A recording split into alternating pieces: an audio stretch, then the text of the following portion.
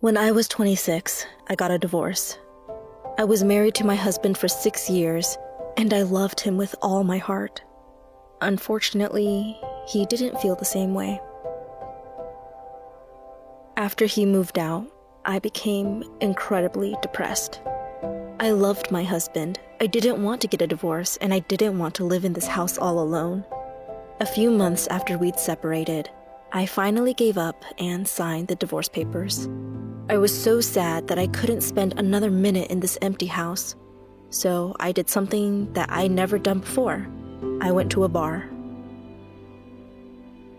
It was late at night, and most of the bar was empty. I only had a few drinks. I never drink. So I spent most of my time chatting with the bartender. I mentioned to her that I had just signed my divorce papers, and I noticed a man on the other end of the bar lift his head. He was very handsome. He had long black hair that almost went down to his shoulders and was wearing a red and black flannel. But I had just gotten divorced, literally, and I was in no position to be looking at other men. About 10 minutes later, he stood up and came to sit in the stool beside me. I was sort of nervous, not only about the fact that he was handsome, but because it was nearly 2 a.m, and we 3 were the only people left in here, and I wasn't sure that the bartender and I could handle this alone if things went awry. He introduced himself. His name was Adam, and he told me that he had just gotten divorced a year ago. We talked and vented to each other late into the night, and I felt a massive weight lifting off of my shoulders. It was so nice to have someone else to talk to about this who had been through the same thing, and I felt happy for the first time in months. It was strange, but as I was talking to him, I felt like I had known him for a lifetime. He told me all about his ex-wife Joanne, and how she'd completely broke his heart. We'd both married young, and we had a lot in common. We both agreed that we weren't ready to get into a new relationship, but a friend? That I could handle. After the bartender called the last call, we left, and I gave him my number and told him that if he ever needed someone to talk to, I was here. I went home to my empty house, which suddenly didn't feel so lonely. A few days later, I received a text from an unknown number late in the night. It was Adam, asking if I was available to talk. I called him, and we talked for hours. We found out that we had another thing in common. We never slept anymore. After my husband had moved out, I manifested a strange fear of the dark, and being able to talk to Adam seemed to chase that away. This became an almost nightly occurrence, and soon, we were getting really close. We told each other everything, and I found myself telling him things that I hadn't even told my closest friends. I was happier than I had been in a long time, and I was incredibly thankful for my new friend. After a couple of weeks of that, he invited me to come to a company picnic at his work. He worked in finance, and he was pretty far up the ladder, and that worried me a little, let alone the fact that we were just friends, and I hadn't seen him in person since the first time we'd met. But I agreed to go, and I was excited. The day of the picnic quickly came, and Adam and I made our way there. It was a little awkward at first. We had really only spoken on the phone for the last 3 weeks, and it was strange to be spending time with him in person. But as the day progressed, I remembered why I'd gotten attached to him so quickly. He was charming, smart, funny, and so attractive that it was intimidating. All of his coworkers loved me, and they asked quite a few times if we were dating, but we kept asserting that we were just friends. In the evening, he dropped me off at home, and he thanked me for coming with him. I assured him that I was happy to do so, and I had fun with him. As I was about to leave, he stopped and told me that he was so thankful to have met me, and that he wanted to start spending more time with me if I wanted to. After that, we saw each other every chance that we got. We went to museums, art shows, the movies, restaurants, pretty much anywhere that we could together. He was my absolute best friend, and I liked spending time with him more than anyone else. And surprisingly, we were still just friends. But I couldn't deny that I was starting to develop some feelings for him.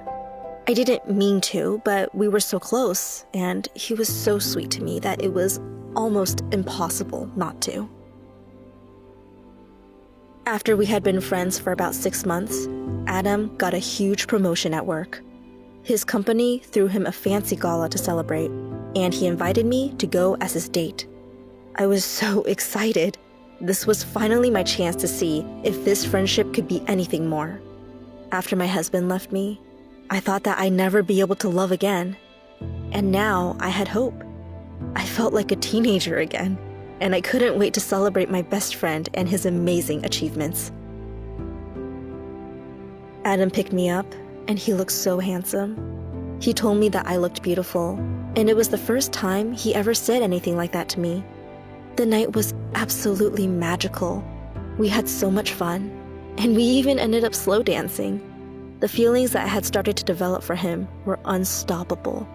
He took me home and walked me to my door. I thanked him for taking me and told him how proud of him I was. Suddenly, completely out of nowhere, he kissed me.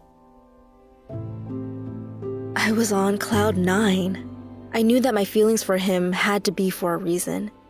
We said goodnight and he went home. That was the first night since my husband had left me that I fell asleep with a smile on my face. The next morning I woke up to a missed call from Adam and a voicemail. He was asking if I wanted to go to dinner with him that night to discuss our relationship. I was so excited. Finally, after 6 months, our relationship was going to blossom. I met him at the restaurant, and as soon as I sat down with him, it was obvious that something was wrong. The look on his face was so transparently devastated that it made me a little nauseous. We ate dinner, and I was just waiting for him to bring up what was wrong. It was an agonizing wait, and I had an awful feeling about this. After what seemed like forever, he told me that he had started talking to Joanne again. He said that they were just talking as friends first, but now the conversation had started to shift, talking about making their relationship work again. I was gutted. I felt like someone had punched me in the stomach, but I put on a happy face. I told him that I was happy for him and that I would be there to support him. Then, with tears in his eyes, he told me that Joanne wasn't okay with our friendship and that this would be the last time that he'd be spending time with me. I didn't even know what to say. I was so shocked. How could he do this to me? Why would he kiss me if he was trying to work things out with his ex-wife? I asked him why he did it, and he said that he had to do it at least once. I was angry, confused, and absolutely heartbroken. The last thing that I asked him was if he cared more about her than me. I know that I shouldn't have, but I couldn't help it. He just nodded. He couldn't even look at me anymore. The last thing that I said to him was that I hoped that he found happiness, and I left. That was the last time that Adam and I spoke. It was about 4 years ago now, and I still think about him every single day. He and Joanne are still together, but I don't know how they're holding up. I was so angry at him at first that I hoped that Joanne broke his heart again. I was hurt, and I wanted him to hurt just as badly. But now, all I wish is that Adam's happy. He brought me so much joy into my life when I needed it the most, and I still cared about him. And he taught me a valuable lesson, that maybe sometimes, certain people are only meant to be in our lives for a short period. Maybe some people come into our lives to help heal us, and then they leave us. But I can't help but wish that someday, Adam and I will make our ways back to each other.